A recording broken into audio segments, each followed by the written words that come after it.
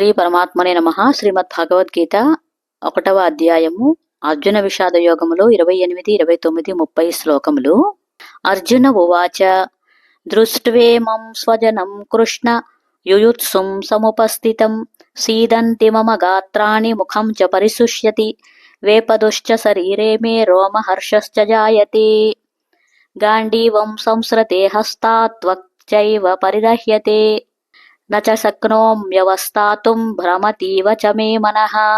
అర్జునుడు శ్రీకృష్ణునితో ఇలా అనెను, ఓ కృష్ణ, యుద్ధకాంక్షతో యుద్ధభూమిలో నిలబడి ఉన్న ఈ బంధుజనాన్ని చూస్తుంటే నా అంగాలన్నీ శిథిలమవుతున్నాయి, నా నోరు ఎండిపోతున్నది, నా దేహంలో వణుకు రోమాంచం కలుగుతోంది, నా చేతనున్న గాంధీవ ధనస్సు జారిపోతున్నట్లుగా ఉంది, చర్మము బాగా దహించుకుపోతోంది, అంతేకాదు నా మనస్సు కూడా భ్రమించినట్లుగా అవుతోంది, నిలబడడానికి సైతము నాకు శక్తి చాలకున్నది.